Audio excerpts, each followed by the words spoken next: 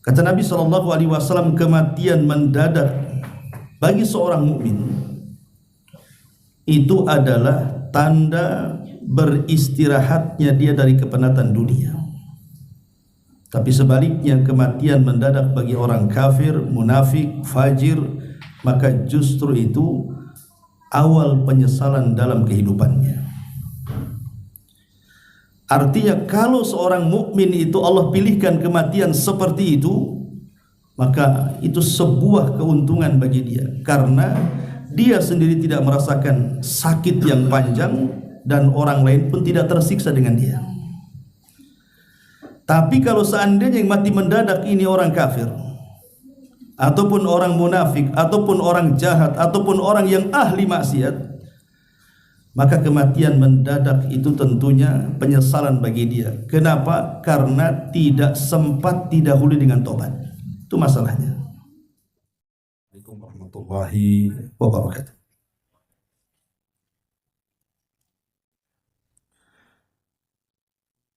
Bismillah wassalatu wassalamu ala rasulillah wa ala alihi wa sahbihi wa mawalah wa la hawla wa la quwata illa billahi wa ba'd. Alhamdulillah, di pagi menjelang siang ini kembali kita bisa duduk di Saung Sunda Sawargi. Tentu saya berhusnudzon kedatangan ibu bapak sekalian dalam rangka bertalabul ilmi. Kemudian juga salawat dan juga salam kita hadiahkan kepada Rasul kita Nabi besar Muhammad sallallahu alaihi wa ala alihi wasallam. Tema di pagi menjelang siang ini, sebagaimana permintaan, kita akan membahas tentang kematian secara mendadak. Apa maksudnya yang minta tema ini? Apa ada yang mati? Tapi tema ini juga sangat menarik untuk kita bahas, karena memang akhir-akhir ini kematian mendadak itu begitu banyak. Dan kematian pada hari ini tidak melihat usia. Kalau zaman dulu, umumnya orang mati itu biasanya yang sudah tua-tua. Tapi hari ini justru kebanyakan anak-anak muda pula yang mati. Karena kita lihat di jalan-jalan raya, hampir setiap hari ada orang kecelakaan, mungkin dia nabrak atau dia yang ditabrak. Atau terjadinya banyak kejahatan.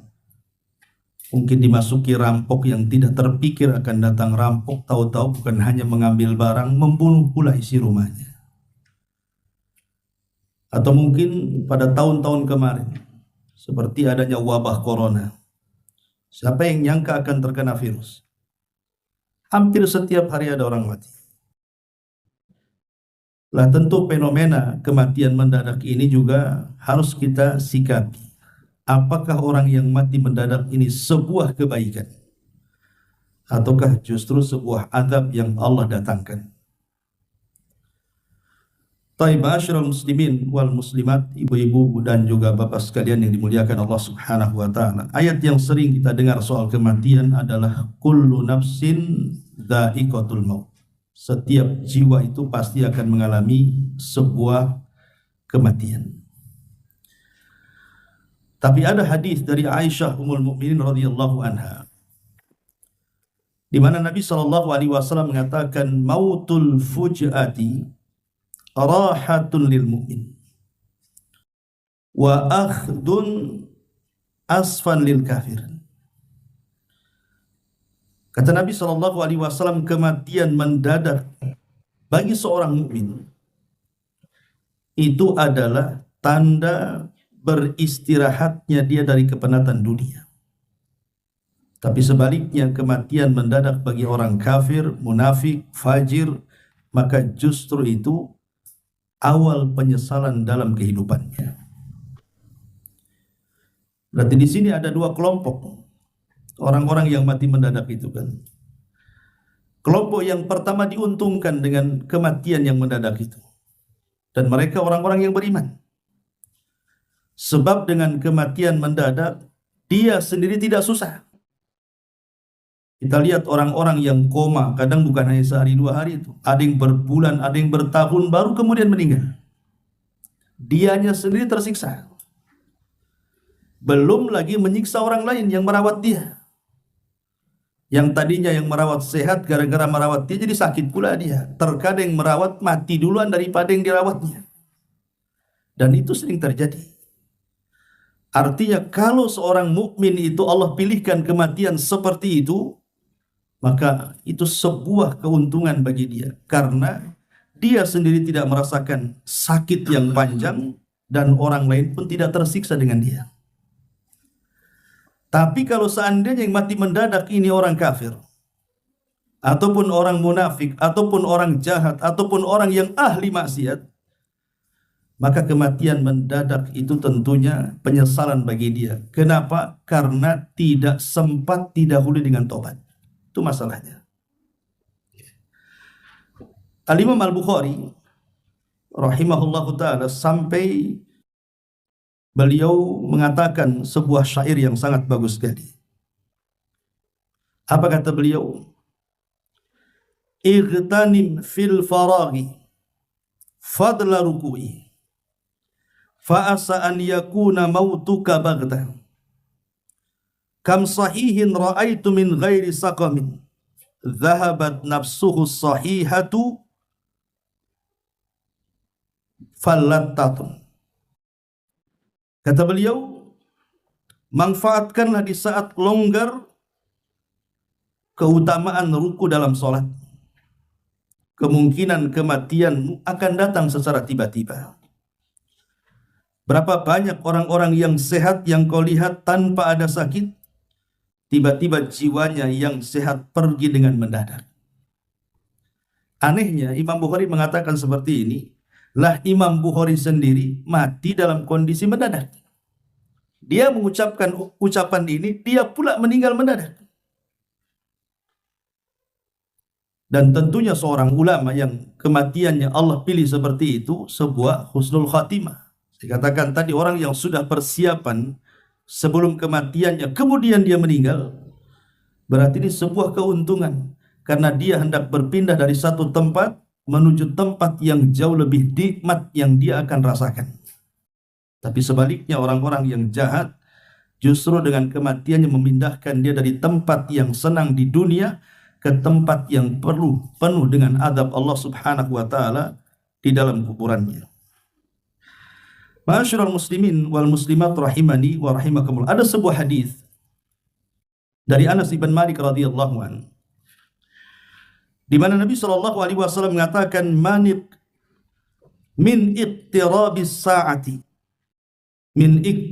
saati an yural hilalu kibalan fayuqalu li lailataini an tuttakhadul masajid turuqan wa an yadhhara mautul fujati. Kata Nabi sallallahu alaihi wasallam, di antara dekatnya hari kiamat, hilal ataupun bulan akan terlihat nyata sehingga dikatakan ini tanggal 2.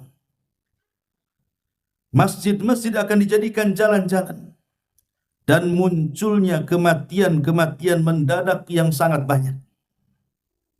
Jadi 14 abad yang silam Nabi SAW sudah mensabdakan kepada kita bahwa nanti di akhir zaman, seolah-olah Rasul ingin mengatakan seperti itu, akan banyak kematian mendadak di mana-mana. Dan zaman itu sudah ada hari ini. Zaman itu sudah ada hari ini, karena setiap hari kan kita melihat ada orang kecelakaan, tiba-tiba kemudian datang tsunami, kemudian membunuh banyak orang, datang gempa, datang angin puting beliung, datang musibah macam-macam yang orang itu tidak memprediksi akan kedatangannya. Tahu-tahu datang, rumahnya roboh, mati pula di situ. Nah, ini kan terjadi di depan mata kita, dan harusnya bagi seorang mukmin ketika melihat ada orang yang mati mendadak ini sebuah pelajaran. Jangan-jangan saya seperti itu dan saya tidak persiapan untuk itu. Ma'asyiral muslimin wal muslimat rahimani wa rahimakumullah. Nabi SAW pernah berdoa seperti ini. Allahumma inni a'udzubika minat taraddi wal hadam wal gharq wal hariki wa a'udzubika an yatakhabbatani syaitan indal maut wa a'udzubika an amuta fi sabilik mudbiran wa a'udzubika an amuta ladigha.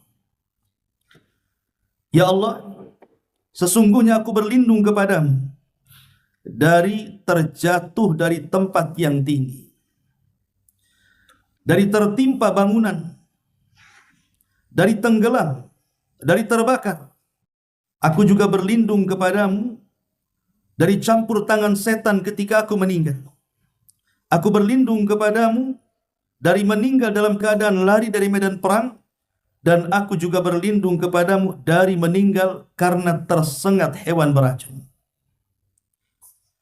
Ketika Nabi SAW berdoa seperti ini, karena memang doa yang dipanjatkan Rasul ini bicara soal kematian mendadak. Orang lagi kerja bangunan nih, tiba-tiba jatuh, kan nggak terpikir dia akan mati hari itu, atau mati kan itu.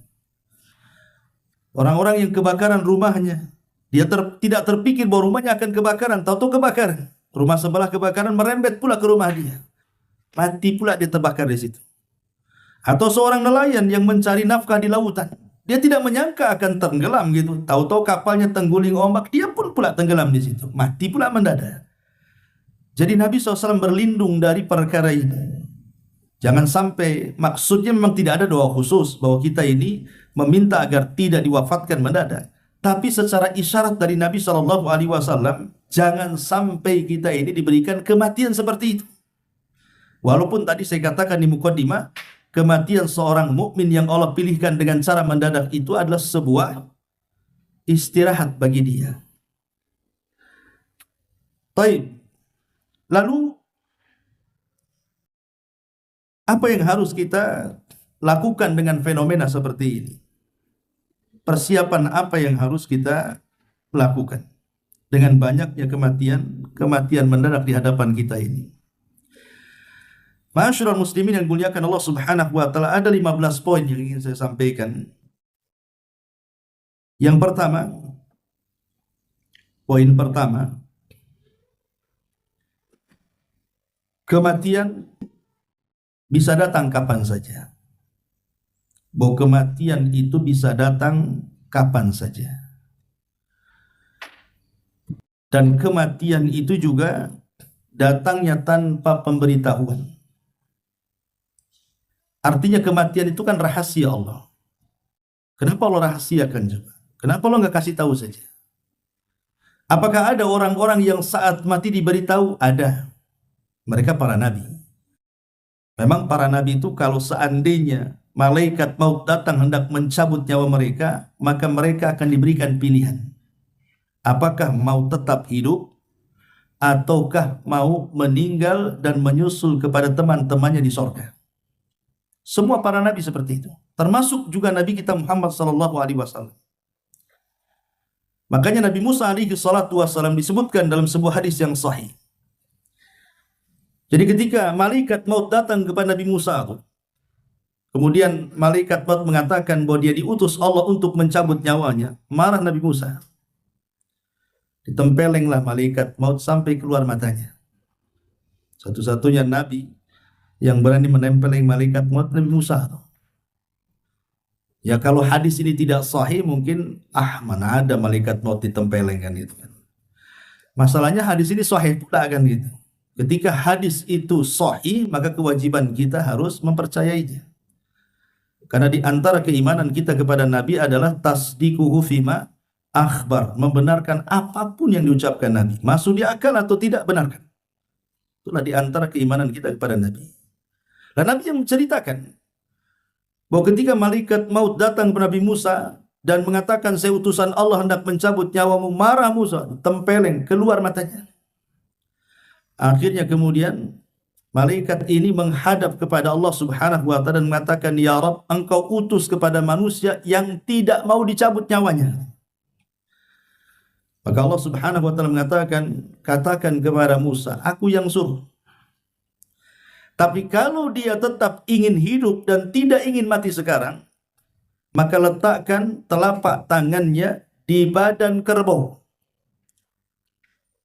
Nanti di badan kerbau itu kan yang ada bulu-bulunya tertutup dengan telapak tangannya, maka hitungan satu bulu itu 1 tahun kehidupan dia.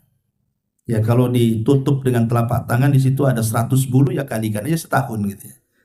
Berarti dia masih diberikan kesempatan hidup sebanyak bulu yang ditutup oleh telapak tangan di kerbau itu.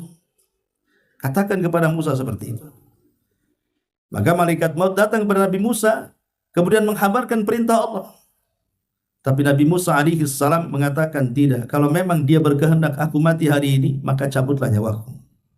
Musa memilih kematian dibandingkan meletakkan telapak tangan di badan kerbau, kemudian terhitung 1 bulu yang tertutup 1 tahun kehidupan. Dari sini kita tahu bahwa semua para nabi diberitahu kematian. Tapi selain para nabi, termasuk kita ini bukan nabi. Kecuali orang-orang yang ngaku-ngaku nabi gitu ya. Kan banyak orang-orang yang ngaku nabi itu. Nah, itu nggak ada pilihan. Kalau malaikat maut datang langsung mati itu. Ya, karena dia nabi palsu masalahnya. Jadi selain para nabi itu tidak ada pilihan kematian. Pasti suatu hari kematian itu pasti datang. Jadi kematian itu bisa datang kapan saja. Bahkan saya itu punya saudara.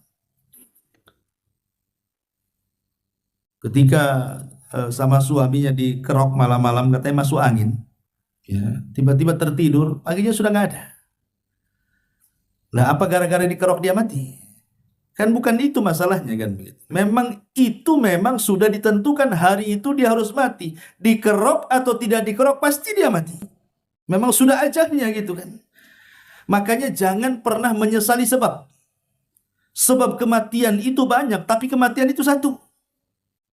Sebab kematian kan banyak, bisa ditabrak, bisa jatuh, bisa terbakar, bisa tenggelam. Sebab kematian itu banyak, tapi tetap saja namanya kematian itu satu, dicabut ruhnya mati dia. Sehingga walaupun kemudian seseorang itu menyesali sebab, yang menjadikan mati itu bukan sebabnya, tapi ajalnya sudah ditakdirkan, memang dia harus mati hari itu. Dengan cara apapun. Kan ada orang yang menangis, coba tadi dia tidak dioperasi nggak mati. Kata siapa? Nggak dioperasi pun mati dia.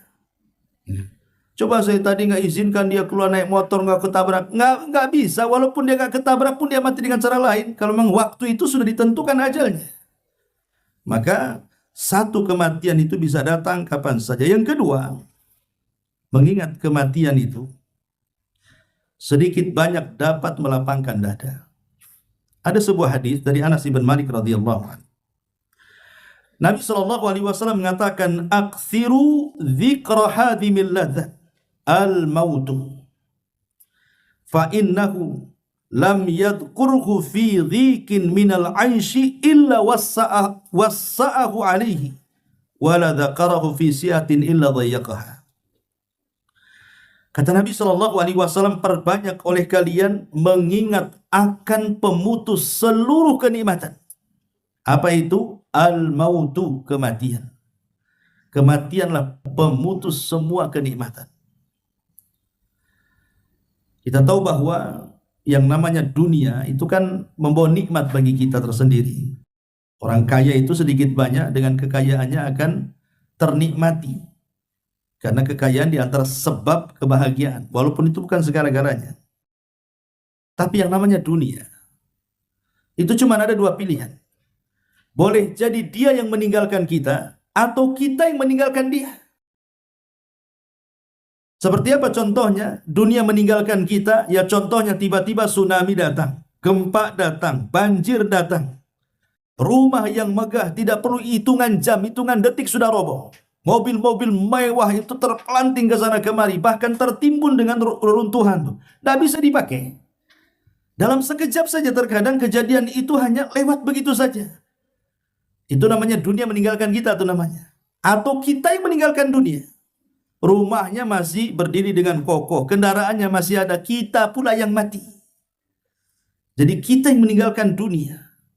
Artinya bahwa terkadang ketika kemudian kita ini yang meninggalkan dunia, maka terputuslah seluruh kenikmatan dunia. Itu yang disebutkan oleh Nabi, perbanyak oleh kalian sesuatu yang akan menghancurkan semua kenikmatan kalian. Apa itu? Al-mautu, kematian.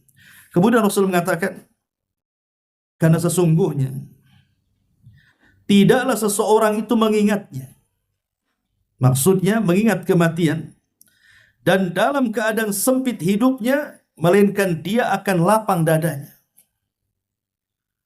Orang kalau stres karena kesusahan ekonomi dan begitu seterusnya, tapi dia ingat kematian, bahwa di sana ada kehidupan setelah kematian itu yang jauh lebih baik lagi, dia tidak akan stres hidupnya. Ya, sampai kapan lah hidup di dunia itu? Sampai kapan coba dia miskin? Namanya kemiskinan itu pasti ada akhirnya. Tidak mungkin tidak ada akhirnya.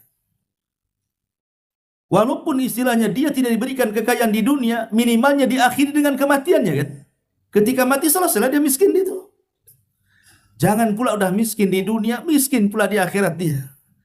Jadi dengan mengingat kematian itu, maka hati dia akan tenang. Bahwa kehidupan dunia ini ya, kehidupan semu ya seperti ini kehidupan dunia. Kehidupan yang sesungguhnya ya nantilah setelah kematian. Lah dari mengingat seperti itu, lapang pula dia dada dia.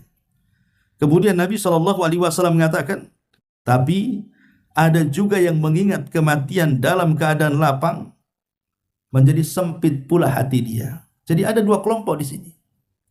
Ada orang yang mengingat kematian yang tadinya sempit dadanya jadi lapang. Ada yang ketika mengingat kematian yang tadinya lapang dada jadi sempit pula dia. Orang-orang yang menginvestasikan seluruh kekayaannya di dunia, dia tidak pernah menginvestasikan kekayaannya untuk akhirat, atau amalannya, atau waktunya, atau tenaganya, atau apanya kan. Maka dia terpikir kalau dia mati, apakah ini semua akan dibawa? Kan tidak, sempit dada dia. Tapi kalau seandainya dia betul-betul menginvestasikan tenaganya, waktunya, amalnya, hartanya untuk akhirat, sekalipun di dunia dia sempit karena kesusahan dan kefakirannya, tapi karena dia sudah ada persiapan di akhirat, kalau ingat mati itu jadi lapang jadinya. Itulah yang disabdakan Nabi SAW dari Ummul Mukminin Aisyah radhiyallahu anha, "Man ahabba liqa Allah, ahabballahu liqa'ah. Wa man kariha liqa Allah, karihallahu liqa'ah." Siapa yang cinta berjumpa dengan Allah, maka Allah senang berjumpa dengan dia. Tapi siapa yang benci berjumpa dengan Allah, Allah pun tidak suka dengan dia. Apa maksud hadis ini? Orang kalau meninggal dalam posisi beriman, dan sebelum meninggalnya memang kekayaannya, semua kehidupannya, tenaganya, dia serahkan untuk akhiratnya, maka dia akan senang berjumpa dengan Allah. Kenapa? Karena Allah sudah siapkan untuk dia penggantinya di surga. Kalau dia tidak pernah membelanjakan hidupnya untuk akhirat, dia belanjakan untuk dunia saja. Ketika meninggal dunia, dia tidak suka dengan kematiannya. Kenapa? Karena di akhirat nggak ada apa-apa bagi dia. Karena semua ditinggal di dunia kan. Maka dari sini mengingat kematian itu bisa melapangkan dada dan bisa menyempitkan dada. Kapan lapang dada? Ketika dia seorang mukmin. Kapan sempit dada? Ya ketika dia bukan seorang mukmin. Ini yang kedua. Yang ketiga, mengingat kematian itu menjadikan seorang mukmin semakin cerdas. Dalam sebuah hadis Nabi SAW mengatakan, al-kaisu man dana nafsahu wa amila lima ba'dal maut. Orang cerdas itu kata Rasul adalah orang yang ketika mengaca introspeksi diri. Apakah sudah banyak amalnya, atau hari ini lebih baik, atau hari ini apa yang sudah saya lakukan, hari ini ibadah apa yang sudah saya kerjakan. Dia terus introspeksi. Kemudian yang kedua kata Rasul, al-kais itu mandana nafsah wa amila lima ba'dal maut, dan dia akan banyak beramal untuk bekal setelah kematiannya. Itulah orang cerdas. Kenapa dikatakan cerdas? Karena dia cerdas bahwa kehidupan ini bukan hanya di dunia saja. Ada kehidupan setelah kematian. Makanya dia cerdas karena kehidupan ini akan panjang. Setelah kematian itu kan safarnya akan lama tuh. Bayangkan orang masuk kubur. Di situ ada peristiwa-peristiwa macam-macam kan di kubur itu, mulai dari himpitan kuburan, fitnah kubur, nikmat kubur, azab kubur, macam-macam tuh. Belum lagi nanti menghadapi kiamat besar. Nanti di padang mahsyar dengan berbagai macam peristiwanya kan, dari hisabnya, dari mizannya, dari suhufnya, macam-macam sampai ke titiannya, sampai ke kontorohnya, sampai ke depan sorganya. Itu kan perjalanan panjang itu. Kalau orang yang cerdas, setelah kematian itu akan mengalami perjalanan panjang, pasti dia akan mempersiapkan bekalnya. Sama lah kita juga di dunia, kalau safar kan pasti bawa bekal, nah mungkin nggak bawa bekal kan. Jangankan safar jauh-jauh ke Barelang saja bawa bekal. Ya, ke Barelang lo bawa bekal tuh. Kadang-kadang bekalnya lebih banyak daripada ke Bandung pula. Kadang-kadang kan itu yang dekat perjalanan saja kita harus bekal. Lu ini perjalanan sepanjang itu masa nggak ada bekalnya? Dan itu tidak akan pernah kembali. Nah makanya di sini pentingnya seseorang itu cerdas ketika mengingat kematian. Kemudian yang keempat,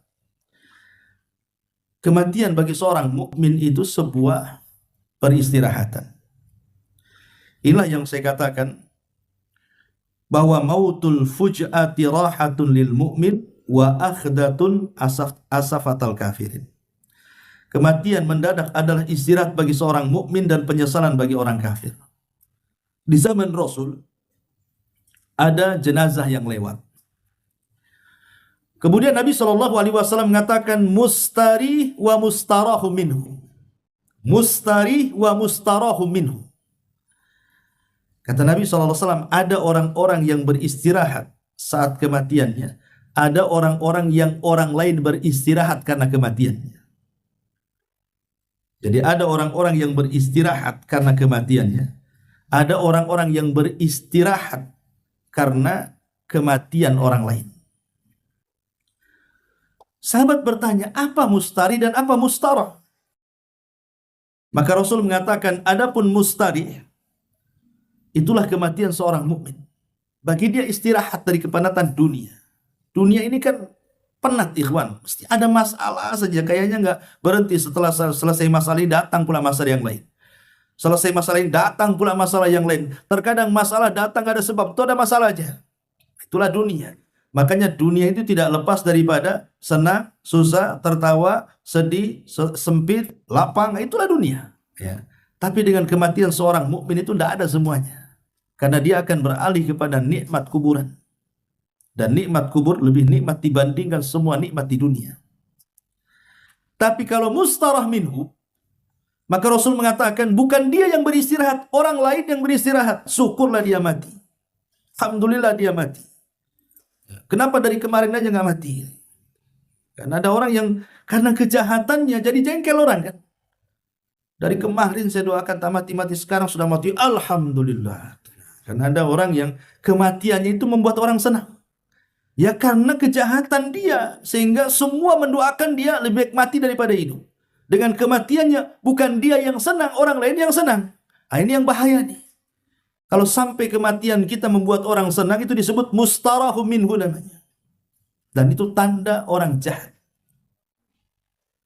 Karena orang mati itu kan ada yang kematiannya dipuji manusia. Ada yang kematiannya dicaci maki manusia.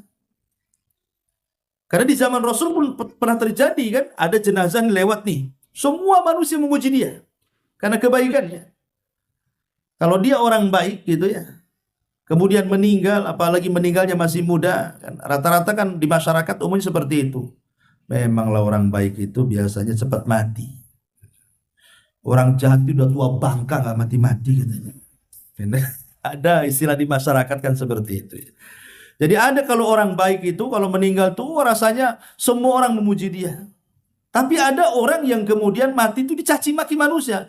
Lah ketika ada jenazah yang pertama dipuji manusia, jenazah yang kedua dicaci maki manusia, kata Rasul, wajabat wa wajabat katanya. Sahabat bertanya, apa maksudnya wajabat wa wajabat ya Rasul? Maka Rasul mengatakan, adapun jenazah yang pertama wajabat lahul jannah. Adapun jenazah yang kedua wajabat lahun nar, kata Rasul. Adapun jenazah yang pertama yang dipuji manusia, maka dipastikan dia menjadi penghuni surga. Adapun jenazah yang kedua yang dicaci maki manusia, itu pasti masuk neraka. Jadi persaksian manusia itu karena sebuah kebaikan. Kalau orang baik itu pasti dipuji orang. Kematiannya pun terkadang menjadikan prihatin orang. Tapi kalau orang jahat meninggal sudah dicaci gitu ya, kematian disyukuri pula sama orang.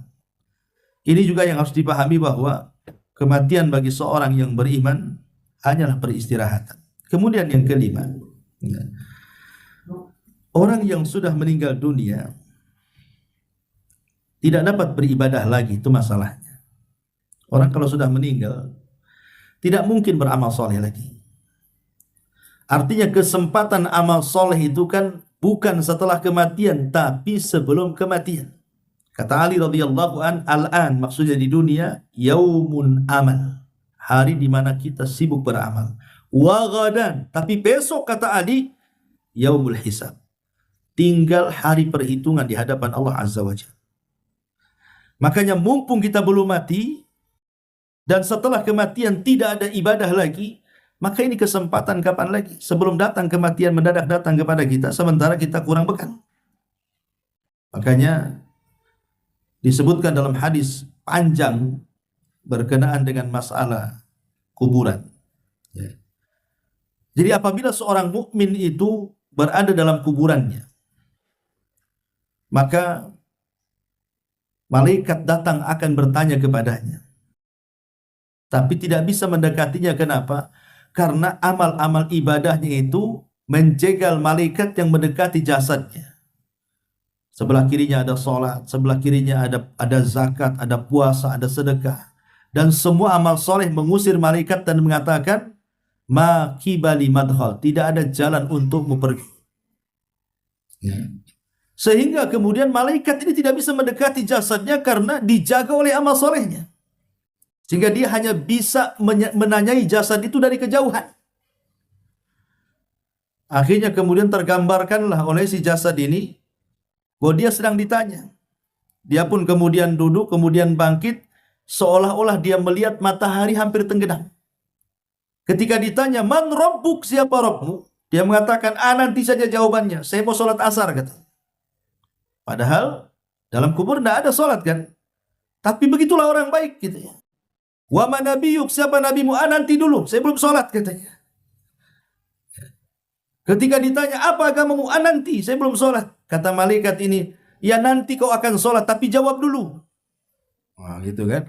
Akhirnya dia dengan cepat menjawab, oh itulah Allah Tuhanku, Muhammad Nabiku, Islam agamaku. Dengan cepat dia menjawab.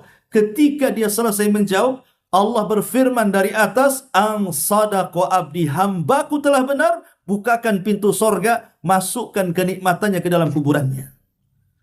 Ini orang mukmin ini di kuburan aja masih sempat-sempat mau sholat dia. Bayangkan ya. Makanya Nabi SAW pernah lewat di sebuah kuburan dan mengatakan, kalau kalian tahu apa yang terjadi dalam kubur, 2 rakaat yang mereka lakukan dan 2 rakaat sunnah itu lebih baik daripada dunia dan isinya. Kalau mereka bisa melakukannya dalam kubur, tapi kan tidak bisa. Dan percuma juga, jangan lagi cerita dalam kubur, nyawa di tenggorokan saja, ibadah seseorang percuma karena tobatnya pun ditolak. Kata Nabi SAW, innallaha yaqbalu taubata abdin malam yughargir. Allah itu masih menerima tobatnya seorang hamba sebelum nyawa ada di sini. Sebab kalau sudah nyawa di tenggorokan itu, jarang yang selamat, pasti dia mati. Dari sini Allah mengatakan, hatta idza balagatit taraqi wa qila man ra. Ketika nyawa sudah di tenggorokan, siapa yang bisa meruqyah dia mengembalikan ruhnya ke dalam jasadnya? Tidak bisa, pasti mati.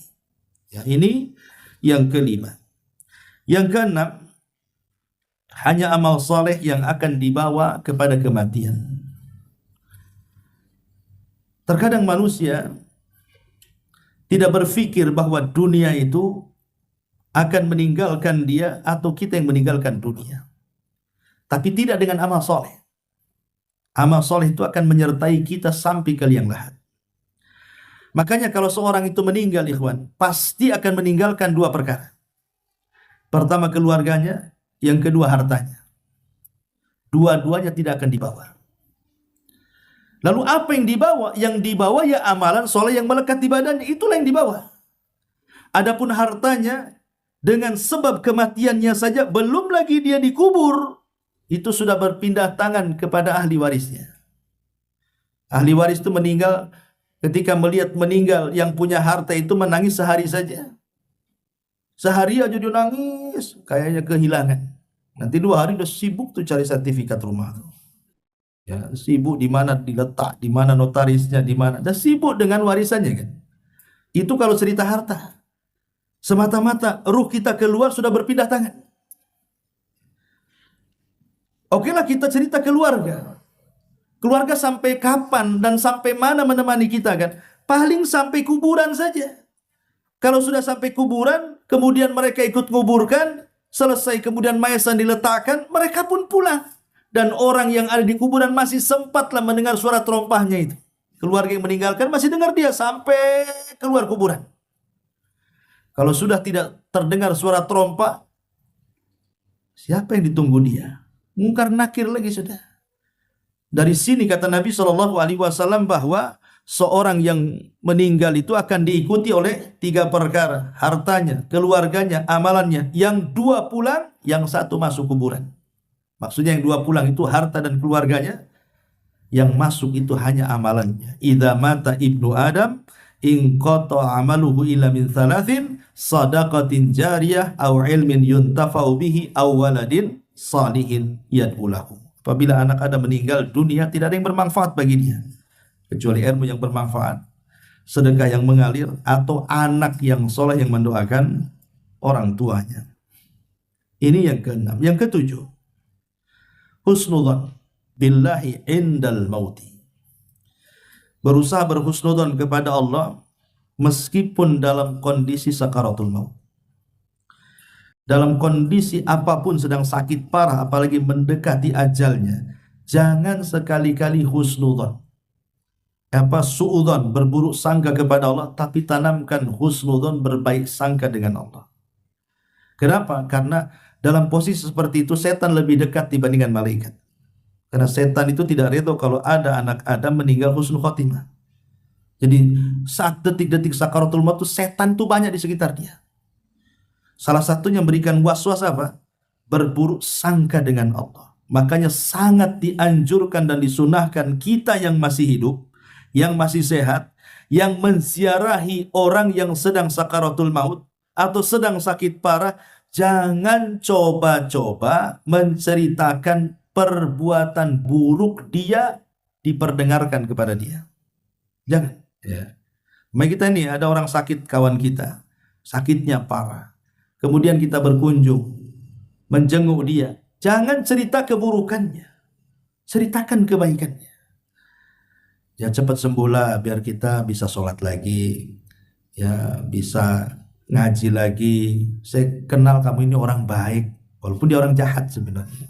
Nggak apa-apa, hibur dia, jangan sentuh kejelekannya. Jangan kita katakan cepatlah sembuh biar kita mabok lagi, biar kita judi lagi ya. Ini makin mempercepat kematian dia tuh, makin sesak dadanya. Kenapa? Yang ingat dia tuh neraka akhirnya kan, makin cepat matinya. Jadi jangan sampai seperti orang-orang yang kemudian membuat orang itu putus asa. Karena kalau kita ceritakan keburukannya, jadi putus asa dia. Dan putus asa itulah yang menghalangi tobat saat kematiannya. Minimalnya kalau kita menceritakan kebaikan, tertanam husnudzon, berbaik sangka dengan Allah. Oh iyalah, kalau saya dengar nih kawan-kawan cerita, rupanya saya masih ada kebaikannya. Dalam hati itu dia akan mengatakan seperti itu, walaupun dia tidak bisa ngomong, tapi kan telinga mendengar. Apa yang kita ucapkan, oh dalam hati itu saya masih punyalah amal soleh. Yang mudah-mudahan dengan amal soleh ini Allah masukkan saya ke surga. Padahal dosanya satu gunung. Ya. Sebab ketika posisi seperti itu, dia akan mengingat apa yang diucapkan saja orang-orang sekitarnya. Sehingga itulah yang boleh jadi amal soleh yang terakhir yang ia bawa dalam bentuk husnudzon, berbaik sangka dengan Allah Azza wa Jalla. Ini yang ke-7. Yang ke-8, ya, berusaha untuk memberikan wasiat. Wasiat kalau kita sedang sakit parah, parah-parahnya lah kan itu. Kan pasti kita ini ada firasat biasanya.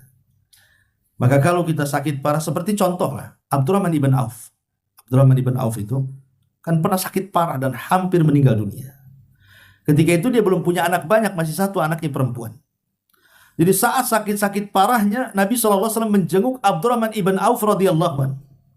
Abdurrahman ibn Auf pun kaya raya orangnya, orang paling kaya di kota Madinah. Abdurrahman ibn Auf, dia mengatakan, ya Rasulullah, aku tidak punya anak kecuali satu, anak perempuan, sehingga aku ingin menyedekahkan seluruh hartaku di jalan Allah. Kata Rasul, jangan. Kemudian Abdurrahman mengatakan, bagaimana kalau separuh? Jangan, kata Rasul. Kemudian bagaimana kalau sepertiga? Ya sudah, sepertiga itu udah banyak. Ya, tapi rupanya Abdurrahman bin Auf setelah wasiat seperti itu tak mati-mati, sembuh pula dia. Akhirnya anaknya banyak kan itu ya. Tapi kadang kan ada orang yang disangka mau mati, tahu rupanya nggak jadi gitu ya. Hidup saya pernah juga dulu waktu di pulau itu, ada orang dihabarkan mau meninggal orang itu. Wah, keluarganya nangis-nangis. Sampai anaknya itu guling-guling tuh. Guling-guling di lantai. Ya. Sangka mati bapaknya. Jadi sampai kemudian dipegangi orang banyak, dimasukkan ke kamar gitu. Rupanya tak jadi mati orangnya. Nah, kan kadang-kadang disangka mati atau tidak mati kan itu. Artinya ada kejadian-kejadian seperti itu. Lah kalau kita ini sudah merasakan dekat-dekat ajal, kita itu berwasiat. Dan tidak ada wasiat yang paling agung melebihi wasiat takwa. Ya, harta juga perlu berwasiat harta itu. Tapi lebih daripada itu wasiat agama. Makanya lihat wasiat-wasiat Luqmanul Hakim dalam Quran. Wasiat-wasiatnya Nabi Yakub, Nabi Ayub, Nabi Ibrahim. Itu kan disebutkan dalam Quran itu. Wa wassa biha Ibrahim baniya wa Yakub gitu ya. Ma ta'buduna min ba'di. Qalu na'budu ilahaka wa ilaha abaika Ibrahim, sampai akhir ayat. Itu menunjukkan wasiat-wasiat teragung adalah wasiat takwa. Jadi kalau kita ini ingin berwasiat, wasiatlah dengan ketakwaan. Dahulu Umar bin Abdul Aziz saat detik wafatnya, ada seseorang bertanya kepada Umar bin Abdul Aziz dan mengatakan, ya Amirul Mukminin, berwasiatlah untukku, untuk anak-anakmu, anak kamu masih kecil, biar hartanya itu terbagi kepada mereka. Tapi Umar bin Abdul Aziz mengatakan, tidak, aku tidak akan berwasiat soal harta. Lah kenapa, anak-anak masih kecil katanya. Kata Umar bin Abdul Aziz, aku hanya ingin mewasiati mereka dengan takwa. Kemudian dia berikan alasan. Kalau aku berwasiat dengan harta dan tidak berwasiat dengan takwa, kemudian harta ini dipergunakan untuk maksiat oleh anak-anakku, itu sama saja aku menolong mereka di atas kemaksiatan dengan harta warisanku. Tapi kalau aku berwasiat kepada mereka dengan takwa, maka walaupun mereka tidak punya harta, pasti dengan takwa itu akan mendatangkan harta kepada mereka. Kemudian dia membacakan ayat, wa man yattaqillaha yaj'al lahu makhraja wa yarzuqhu min haitsu la yahtasib. Siapa yang bertakwa kepada Allah, pasti Allah akan carikan jalan keluarnya dan Allah berikan rizki dari arah yang tidak disangka-sangka. Jadi wasiat yang terbaik adalah wasiat takwa. Ya, umpamanya kalau memang nggak bisa dengan lisan, kan bisa dengan tulisan. Minta pena, tulisnya. Karena wasiat ini terkadang lebih merubah keturunan dibandingkan nasihat. Ada orang yang sewaktu orang tuanya masih hidup, wah jahatnya, naudzubillah.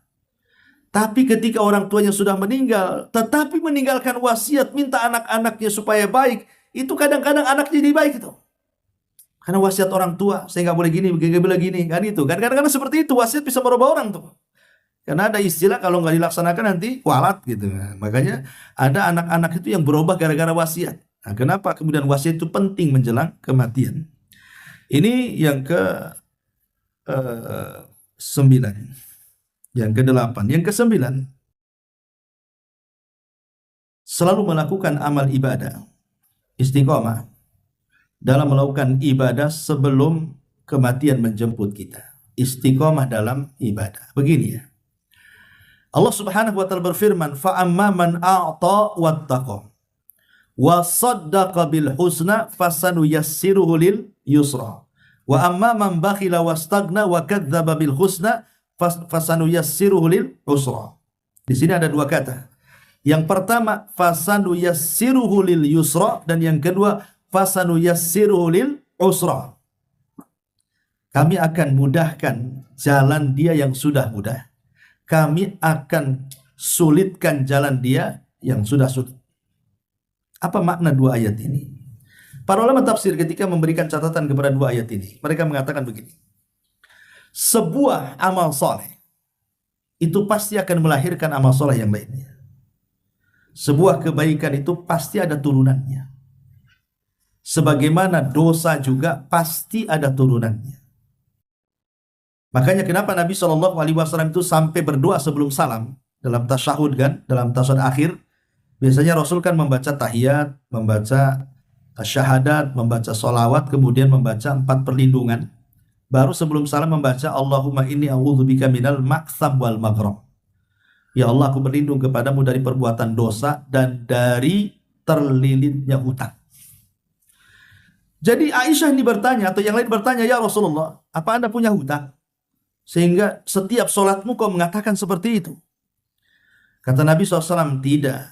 Akan tetapi, kata Rasul, kalau orang sudah hutang itu, idza haddatsa kadzab wa idza wa'ada akhlaf. Kalau ngomong pasti dusta. Kalau janji pasti khianat. Orang yang berhutang itu, kalau dia bicara pasti dia dusta. Kalau dia janji pasti dia khianat. Ngaku aja lah. Ya, kan gitu orang yang hutang tuh. Kapan bayar? Besok. Besok datang. Mana katanya mau bayar? Lusa lah. Kan? Itu udah dusta tuh. Awalnya kan begitu. Dusta dulu tuh. Ada duit. Duitnya ada sebenarnya. Dibilang ada duit. Ya sudah gini, saya janji minggu depan saya bayar. Minggu depan tak pun dia kasih bayar kan. Itulah dosa. Dosa itu biasanya akan ada turunannya tuh. Awalnya cari alasan, cari alibi, kemudian berdusta, kemudian khianat, kemudian dia pula yang lebih kejam dari yang ngutangi. Sebelum datang yang nagih itu dia sudah pasang muka marah-marah tuh. Harusnya yang marah itu yang minjemin duit kan, ini yang ngutang yang marah. Jadi dosa itu melahirkan dosa yang lainnya. Lah amal soleh juga sama. Amal soleh itu melahirkan yang lainnya. Orang kalau sudah terbiasa dengan puasa, anggaplah puasa 3 hari dalam sebulan. Udah terbiasa itu ayamul bid 13, 14, 15. Begitu udah bertahun-tahun. Kalau dia kemudian menambah puasa jadi Senin Kemis, akan bisa. Kenapa? Terbiasa lapar. Dia bisa menambah dengan Senin Kemisnya. Kalau dia sudah terbiasa dengan Senin Kemis, kemudian ingin membiasakan puasa Daud, pasti dia bisa. Kenapa? Karena sudah terbiasa lapar 3 hari dalam sebulan, tambah lagi Senin Kemis tiap pekannya. Kalau melakukan puasa Daud, pasti dia bisa. Ya. Dan dustakan orang yang mengatakan, saya sekarang puasa Daud, Senin Kemis saja enggak, kan itu. Puasa Yaumul Bid enggak, tahu-tahu puasa Daud pula kan gitu ya. Itu dipertanyakan itu. Karena yang ringan-ringan saja dia nggak pernah mengerjakannya. Sama dengan orang yang biasa duha, sholat duha ya. Kemudian dia jaga sholat qobliyah, ba'diyah atau rawatib atau nafilah di siang hari. Kalau dia ingin melakukan sholat malam itu mungkin bagi dia. Kenapa? Karena dia bisa dan terbiasa melaksanakan sunnah di siang hari. Jadi kalau dia ingin melaksanakan sunnah di malam hari, mungkin bagi dia. Karena ada kebiasaan sholat. Tapi ini tidak pernah sholat di siang hari, ngaku pula ahli tahajud. Semana ceritanya? Ya, siang-siang bolong saja yang tidak susah bangun dia nggak sholat. Kok cerita malam pula yang dingin, yang susah bangun dia mengatakan ahli tahajud? Apa nggak dusta ucapannya tuh? Jadi yang namanya amal soleh itu pasti ada turunannya.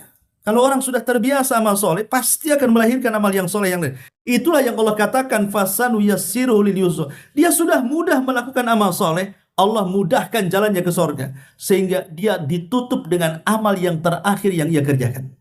Sama dengan dosa. Kalau orang terbiasa maksiat, maka Allah tutup juga seperti itu tuh. Makanya ada istilah orang pikun kalau dia ngomong itu disesuaikan dengan kebiasaan sebelum pikunnya. Orang mati juga sama. Dia tidak diwafatkan kecuali sebagaimana kebiasaan sebelum wafatnya. Lihat orang pikun itu. Kalau dia ngomong jorok, ya, ngomong jorok itu karena sebelum pikunnya suka ngomong jorok.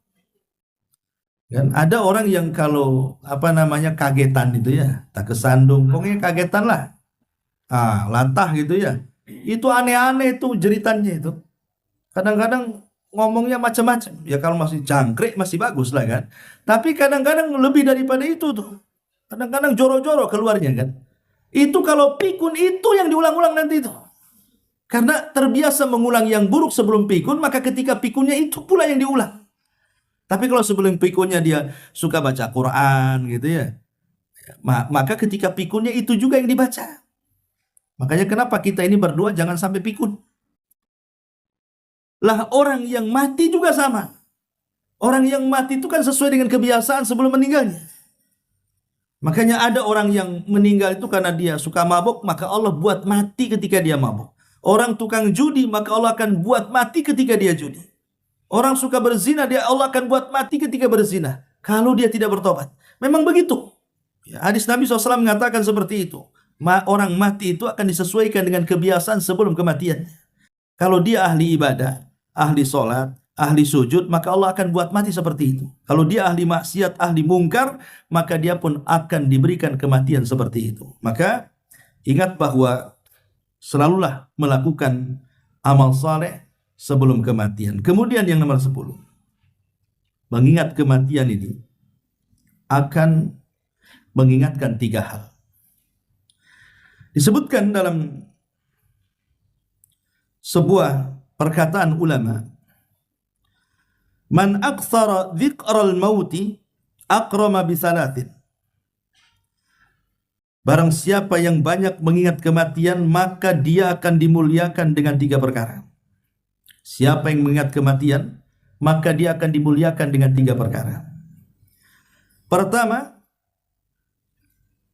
ta'jilut taubati, maka dia akan bersegera bertobat.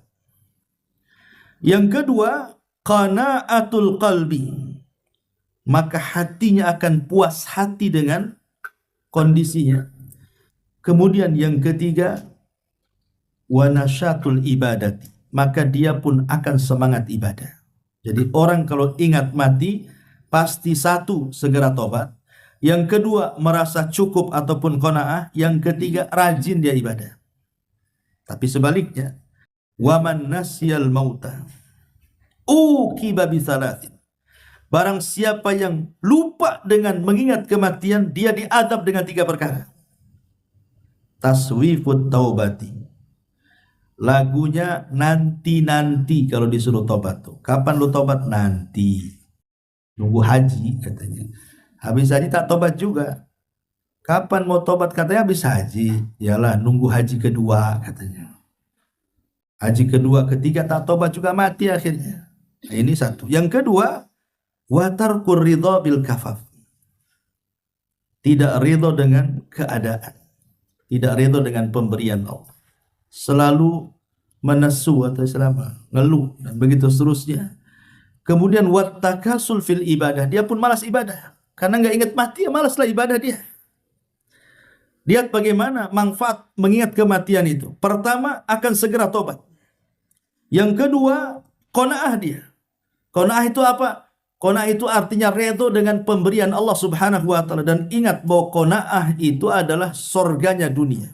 Orang kalau bisa qanaah, itulah surganya dunia. Kata Imam Ibnu Qayyim rahimahullahu taala, ar-ridha jannatud dunya. Redho itu surganya dunia. Dan di balik qanaah itu karena ada redho. Ya. Redho dengan penyakitnya, redho dengan ujiannya, redho dengan kefakirannya, redho dengan pasangannya, redho dengan keluarganya, redho dengan apapun kondisinya.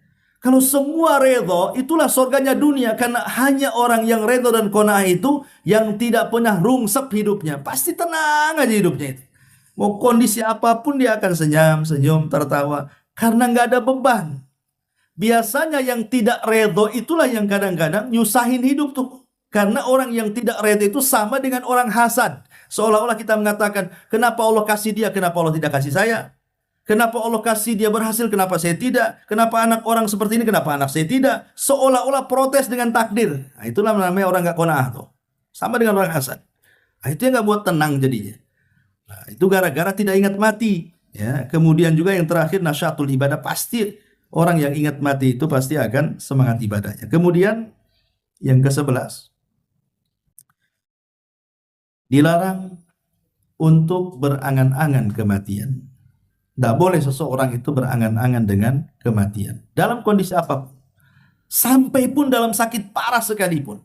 Tidak boleh seseorang itu mengingat kematian. Makanya nanti di akhir zaman kata Rasul, sampai ada orang berdiri di depan kuburan, dia mengatakan, duhai kiranya aku yang di dalam, kau yang di luar, katanya.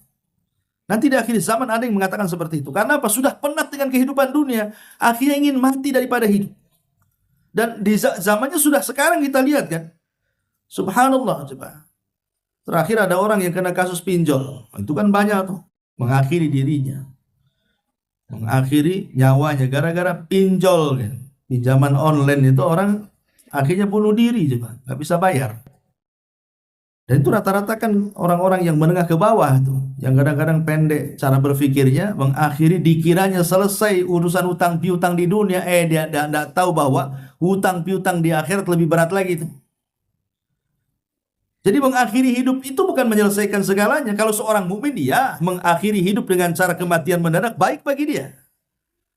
Tapi kalau artinya mengakhiri hidup dengan cara bunuh diri dan yang lainnya, ini azab bagi dia. Bahkan orang yang bunuh diri itu dilamakan di nerakanya loh. Bukan seperti orang biasa orang bunuh diri itu. Dia masuk neraka lama di nerakanya.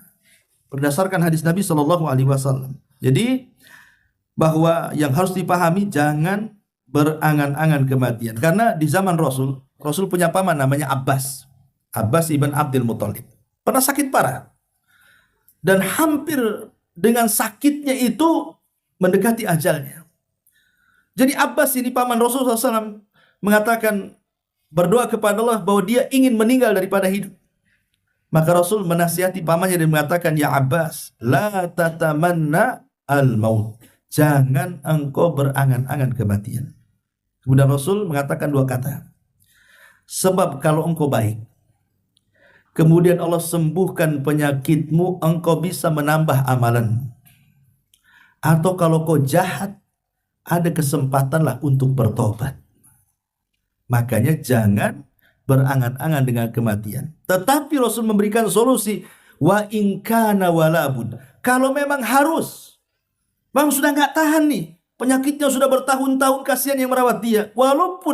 Kalaupun harus mengucapkan kalimat ingin mati, katakan kepada Allah Subhanahu wa taala, kata Rasul, ya Allah, wafatkan aku jika kematianku lebih baik.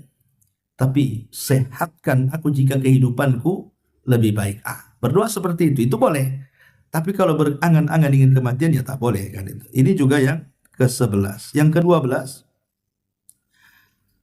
amal orang yang telah meninggal dunia, maka akan ditampakkan sesuai dengan perbuatannya di dunia. Amal orang yang telah meninggal ditampakkan perbuatannya. Jadi ketika Allah Subhanahu wa taala berfirman, "Fakashafna anka ghita'akal yaum." Maka pada hari kami singkap penutup kegaiban pada dirimu. Sebagian ulama tafsir mengatakan bahwa ayat ini bicara tentang sakaratul maut. Jadi saat orang sakaratul maut itu dia akan diperlihatkan perkara-perkara gaib yang saat dia sehat dia tidak bisa melihatnya. Seperti melihat malakul maut, melihat catatan amal. Itu diperlihatkan walaupun sekejap tuh. Jadi saat orang-orang detik sakaratul maut itu, malaikat maut ditampakkan kepada dia. Dan Rasulul Maut juga ditampakkan, termasuk catatannya. Catatan amal itu diperlihatkan tuh, walaupun sesaat gitu kan. Makanya dari sini kita lihat banyak ekspresi kematian itu ketika kita lihat di kehidupan nyata. Ada orang meninggal dia senyum, ada orang meninggal dibaca la ilaha illallah, ada orang meninggal dibaca Quran, ada orang meninggal tiba-tiba kemudian dia pun mengeluarkan kalimat-kalimat zikir, ya. Tapi ada sebaliknya orang yang meninggal justru dia menyebut-nyebut kemaksiatan. Seperti yang terjadi, ada seorang syekh bercerita. Jadi ada anak, hobinya ya mungkin karena sudah terkena pergaulan bebas, narkoba apa semua, sampai berzina entah dengan berapa puluh wanita pelacur. Jadi saat kematiannya, ketika ditalkin, wahai fulan, katakan la ilaha illallah, tidak mau dia mengucapkan kalimat itu, malah disebutkan satu persatu wanita yang dizinahinya, sampai yang terakhir baru dia mati. Coba ditampakkan aibnya coba. Ya, selama dia hidup, orang tidak tahu dia pezina kan. Ketika sakaratul maut ditampakkan aibnya oleh Allah, disebutkan satu-satu tuh namanya, sampai yang terakhir yang dizinahinya baru dia mati. Naudzubillah. Ini jangan sampai seperti itu. Harusnya orang membicarakan kebaikan dengan kematiannya, akhirnya membicarakan keburukan gara-gara kematiannya kan. Nah ini juga yang harus dipahami, bahwa amal orang yang telah meninggal itu akan ditempatkan sesuai perbuatannya juga di dunia. Kemudian juga keinginan orang saleh itu untuk disegerakan dikuburkan saat menjelang kematiannya. Kan ada hadis yang mengatakan orang-orang baik itu kalau di atas keranda. Jadi kalau kita ini berada di atas keranda dan keranda ini menuju kuburan, maka ruhnya orang baik akan mengatakan apa? Qaddimuni, qaddimuni, segerakan aku, masukkan aku ke liang lahat. Segerakan aku, masukkan aku ke liang lahat. Itu kalau orang beriman tuh. Tapi kalau orang jahat mengatakan apa? Mau bawa kemana aku katanya? Ila aina tadhabun? Kemana kau pergi katanya? Mau dibawa kemana aku katanya? Itu kalau orang jahat, dia tidak tahu kalau dia dimasukkan ke liang lahat tuh. Dari sini kita tahu bahwa amal soleh itu penting dalam kehidupan. Karena jiwa seorang mukmin itu justru dia akan ingin disegerakan. Makanya dilarang kalau ada orang yang meninggal jasadnya lama-lama dalam rumah. Gak boleh. Kalau sudah meninggal, segerakan, fardu kifayahkan, mandikan, kafankan, kuburkan. Itu lebih baik. Tapi kan Ustadz, nunggulah anaknya masih belum datang, masih jauh. Masih di Medan, masih di Jawa, masih di Padang, tunggulah katanya. Besok dia baru datang. Akhirnya diinapkan pula tuh jasad satu malam. Sekarang pertanyaannya, kalau dia datang, manfaat gak kepada orang mati? Kan gak manfaat juga lah. Apa manfaatnya? Apa dia mau ngasih duit supaya tiket ke kuburan gitu? Gak mungkin juga kan itu. Gak ada manfaatnya dia. Kedatangan dia loh gak ada manfaatnya bagi si mayat. Tapi merugikan bagi si mayat. Kenapa? Karena Rasul mengatakan asri'u bil janazati wa intaku salihatan fa khairun tuqaddimunahu wa intaku sayyi'atan fa syarrun tadauuna fi riqabikum, kata Rasul. Segerakan jenazah, difardu kifayakan. Sebab kalau dia baik itu kebaikan yang didahulukan kepada orang saleh. Tapi kalau ia jahat sama kalian dengan meletakkan keburukan di rumah kalian. Maka segerakan. Kalau sudah dikuburkan ya sudahlah. Kalau memang anaknya besok baru datang ya ziarah ke kuburan. Kan selesai. Kenapa jasadnya kemudian dibiarkan? Nah ini juga sebuah kesalahan di masyarakat. Jadi segerakan dalam penguburan itu. Kemudian juga hendaklah kita yang masih hidup berangan-angan dengan kematian yang baik. Berangan-angan, bercita-cita lah, minta kepada Allah agar kematian kita itu jangan su'ul khotimah tapi husnul khotimah. Karena di zaman sekarang sekali lagi kematian mendadak itu merajalela di mana-mana dengan kejahatannya, dengan wabahnya, dengan kondisi jalan yang hari-hari kendaraan makin banyak. Makanya sering saya katakan di zaman Rasul tidak ada orang mati di jalan kan. Ada di zaman Rasul masih mati di jalan? Nggak ada. Di zaman sekarang orang mati di jalan itu setiap hari.